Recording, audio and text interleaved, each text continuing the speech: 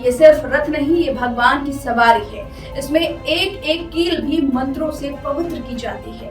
मुख्य लकड़ी खास नीम के पेड़, जिसे दारू कहते हैं, इससे बनती है। किसी भी मशीन का इस्तेमाल नहीं होता है। रथ निर्माण का कार्य 30 से ज्यादा बढ़ई परिवारों की पुश्तैनी जिम्मेदारी है। काम शुरू होने से पहले मंत्रोच्चार और पूजा की जाती है। अब चलिए जानते हैं कि क्या होता है रथ यात्रा में। स्नान यात्रा के बाद भगवान बीमार पड़ते हैं। 13 से 15 दिन के लिए अनासर काल फिर होता है। उसके बाद नेत्र उत्सव होता है, जिसमें भगवान को नई आंखें दी जाती हैं। इसके बाद रथ यात्रा भगवान को रथ पर बैठाकर श्री गुंडिचा मंदिर ले जाया जाता है और फिर वहां भगवान 7 दिन विश्राम करते हैं। इसे कहा जाता है मौसी का घर। वहीं चमत्कार क्या क्या होते हैं इस रथ यात्रा में, अब चलिए आपको बताते हैं कि इस रथ यात्रा में कौन से चमत्कार होते हैं। ये रथ बहुत भारी होते हैं, 35 से 40 टन के, लेकिन लाखों भक्तों के हाथ लगते ही रथ अपने आप खिसकने लगता है। कभी एक साथ नहीं चलते हैं ये तीनों रथ, कभी बलभद्र आगे बढ़ते हैं तो कभी सुभद्रा, तो बीच में कहीं रुक जाती हैं। कभी जगन्नाथ का रथ बिल्कुल नहीं हिलता है, जैसे देवता खुद तय करते हो कि कौन कब और कैसे आगे चलेगा। इतिहास में कई बार ऐसा भी हुआ है कि जब भगवान का रथ निकलते ही मूसलाधार बारिश होती है और फिर रुक भी जाती है, और जब रथ निकलने के बाद फिर से बारिश होने लगती है। माना जाता है कि भगवान अपने होने का सबूत देते हैं और विज्ञान यहाँ पर घुटने टेक देता है। अब चलिए बताते हैं कि क्यों विशेष है पुरी की रथ यात्रा।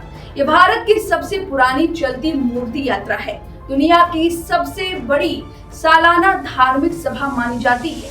2 से 3 करोड़ श्रद्धालु यहाँ मौजूद होते हैं। ये एकमात्र समय है जब जगन्नाथ जी मंदिर से बाहर आते हैं। जगन्नाथ की यात्रा सिर्फ एक परंपरा नहीं, ये वो लीला है जिसमें करोड़ों लोग शामिल होकर साक्षात ईश्वर को चलते हुए देखते हैं। और शायद इसलिए पुरी की रथ यात्रा आज भी विज्ञान, दुनिया और समय से ऊपर है।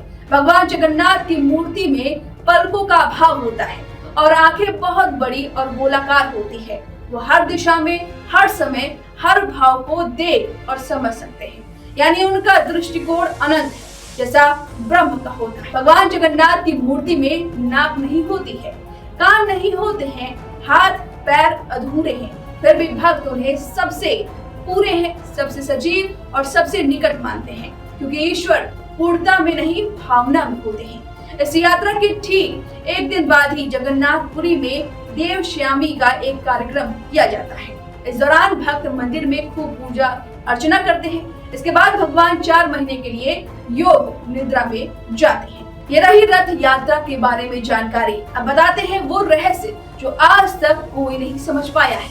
मंदिर की वो परछाई जो कभी जमीन पर ही नहीं पड़ती। जी हाँ, जगन्नाथ मंदिर की कितनी भी परछाई है, व्यक्ति की परछाई बनती है, लेकिन इस मंदिर की नहीं, और विज्ञान भी यहाँ हार गया है। ध्वज हमेशा हवा की विपरीत दिशा में लहराता है। इसका पूरा एक सबूत भी है। बगल के मंदिर में आप देख सकते हैं कि वहां पर जो झंडा है वो अलग दिशा में है, जबकि जगन्नाथ मंदिर के जो ध्वज है वो अलग दिशा में बह रहे हैं। मंदिर के ऊपर से ना तो कोई पक्षी उड़ता है और ना कोई विमान। वही सुदर्शन चक्र हर दिशा से देखने पर आपको सीधा ही दिखाई देता है। ऐसा लगता है कि वो आपको ही देख रहा है, चाहे जिस दिशा में आप खड़े हों। वही रसोई में लाखों का महाप्रसाद बनता है, ना कभी कम पड़ता है न ज्यादा होता है।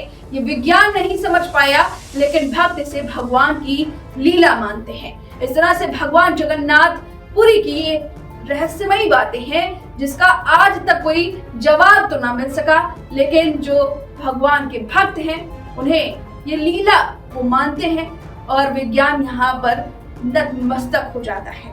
अब इस रहस्यमयी बातों पर आपकी क्या राय है? जय जगन्नाथपुरी पर आपकी जो भी राय है कमेंट करके जरूर बताएं, और कुछ नहीं तो सही जय जगन्नाथ जरूर लिखकर जाएं। जय जगन्नाथ। वीके न्यूज, राष्ट्र के नाम।